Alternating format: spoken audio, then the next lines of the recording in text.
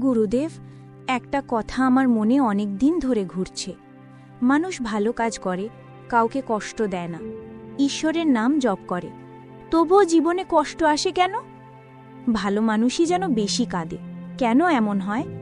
এই প্রশ্নটা শুধু তুমি নও, যুগে যুগে সব যুগের মানুষই করেছে। শ্রীকৃষ্ণ নিজেই গীতায় বলেছেন, যে যেমন কর্ম করে তেমন ফল পায়। কিন্তু সেই ফল সবসময় তৎক্ষণাৎ আসে না। কখনো তা দেরিতে আসে, কখনো জন্মান্তরে আসে, আর কখনো কষ্টের রূপে আসে, যাতে আত্মা পরিশুদ্ধ হয়। তাহলে গুরুদেব, কষ্ট কি শাস্তি নাকি শিক্ষা? অতি সুন্দর প্রশ্ন বৎস। কষ্ট শাস্তি নয়, কষ্ট হল শিক্ষা। ঈশ্বর যখন কাউকে ভালোবাসেন তখন তাকে কষ্ট দেন না, বরং তার ভেতরের শক্তি জাগিয়ে তোলেন। যেমন সোনা আগুনে পুড়ে বিশুদ্ধ হয়, তেমনি মানুষের মনও কষ্টে পবিত্র হয়। গীতায় কৃষ্ণ অর্জুনকে বলেন, দুঃখে ও সুখে সমভাব থাকা যোগ, অর্থাৎ কষ্ট আসবে, কিন্তু যোগী সেই কষ্টকে ঈশ্বরের পাঠ হিসেবে দেখে, শাস্তি নয়। কিন্তু গুরুদেব, অনেক সময় দেখি দুষ্ট মানুষরা সুখে থাকে আর ভালো মানুষরা বিপদে। এটা কেমন ন্যায়? তোমার চোখে যা অন্যায় মনে হয় তা ঈশ্বরের পরিকল্পনায় নেয়। দুষ্টের সুখ অল্পকালের, ভালো মানুষের কষ্ট স্থায়ী নয়। কৃষ্ণ বলেছেন, অধর্মের জয় কখনো স্থায়ী হয় না। যখন ধর্মে আঘাত আসে তখন আমি অবতীর্ণ হই, ধর্ম রক্ষার জন্য, অধর্ম ধ্বংসের জন্য। তুমি এখন শুধু বর্তমান দেখছ, কিন্তু ঈশ্বর দেখেন তিন কালের, অতীত, বর্তমান ও ভবিষ্যৎ। ভালো মানুষদের কষ্ট দিয়ে ঈশ্বর তাদের পরবর্তী জীবনের পথ তৈরি করেন। মানে কি আমাদের আগের জীবনের কর্মের ফলও এই জীবনে ভোগ করতে হয়? ঠিক তাই, এটাই কর্মের নীতি। গীতায় কৃষ্ণ বলেন, কোনো কর্ম বৃথা যায় না। যদি তুমি ভালো কাজ করো তার ফল আসবেই, কিন্তু সময়ে। তেমনি আগের জন্মের কোনো অসম্পূর্ণ কর্মের ফলও এখন ভোগ করতে হতে পারে। তাই ভালো মানুষরাও কখনো কষ্ট পায়, কারণ তারা সেই পুরনো কর্মের শোধ করছে। তাহলে কি কষ্টের মধ্যেও ঈশ্বর আমাদের সঙ্গে থাকেন? অবশ্যই। তুমি যখন কাঁদছ, মনে রেখো কৃষ্ণ তোমার পাশে দাঁড়িয়ে আছেন।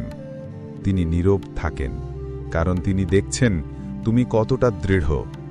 গীতায় বলেছেন, যে ভক্ত সব অবস্থায় আমাকে স্মরণ করে, আমি তার রক্ষক। অর্থাৎ তুমি যদি সত্যি ভক্ত হও, তাহলে ঈশ্বর তোমার কষ্টে তোমার হাত ধরে থাকেন, যদিও তুমি সেটা টের পাও না। গুরুদেব, তাহলে আমাদের কষ্টের সময় কি করা উচিত? কষ্টের সময়ে প্রথম কাজ অস্থির হওয়া নয়।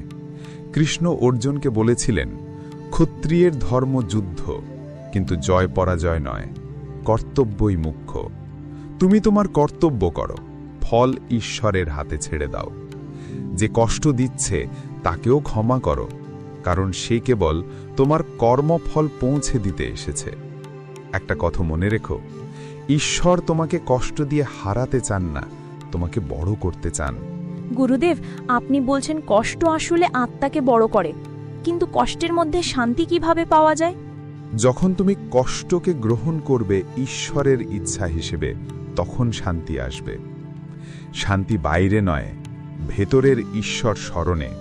গীতা বলে, যে মানুষ অন্তরের শান্তি পেয়েছে সেই প্রকৃত সুখী। ধ্যান করো, প্রার্থনা করো, সৎ কাজ চালিয়ে যাও, আর বিশ্বাস রাখো প্রত্যেক অন্ধকারের শেষে আলো আসবেই। তাহলে গুরুদেব, ভালো কাজ করলে কষ্ট মানে ঈশ্বরের পরীক্ষা? একদম তাই। ঈশ্বর যখন কাউকে বড় কাজের জন্য প্রস্তুত করেন, তখন আগে পরীক্ষা নেন। যেমন অর্জুনকে যুদ্ধক্ষেত্রে পাঠানোর আগে কৃষ্ণ তাকে জ্ঞান দিয়েছিলেন, তেমনি তোমার জীবনের কষ্ট তোমার শক্তি যাচাই করছে। যাকে ঈশ্বর ভালোবাসেন তাকে সঠিক পথে চালাতে কষ্ট দেন। এই কষ্ট শেষ হলে তোমার হৃদয় হবে নির্মল, মন হবে স্থির, আর আত্মা হবে মুক্ত। গুরুদেব, এখন বুঝতে পারছি কষ্ট মানে অভিশাপ নয়, আশীর্বাদ। যদি আমি সেটা গ্রহণ করতে পারি, তবেই আমি ঈশ্বরের পথে চলছি। ঠিক তাই। তোমার এই উপলব্ধি গীতার আসল শিক্ষা। ভালো কাজ চালিয়ে যাও, কারণ ঈশ্বর ফল দিতেই আছেন। তুমি শুধু তোমার বিশ্বাসটাকে জীবিত রাখো। যেমন কৃষ্ণ বলেছেন, যে আমার ওপর পূর্ণ বিশ্বাস রাখে আমি তাকে কখনো ত্যাগ করি না। ভালো কাজ করেও যদি কষ্ট আসে, ভয় পেও না, কারণ কষ্ট মানেই ঈশ্বর তোমাকে গড়ছেন। যে ব্যক্তি কষ্টের ভেতরেও বিশ্বাস রাখে, তার জীবনেই একদিন গীতার সত্য প্রকাশ পায়।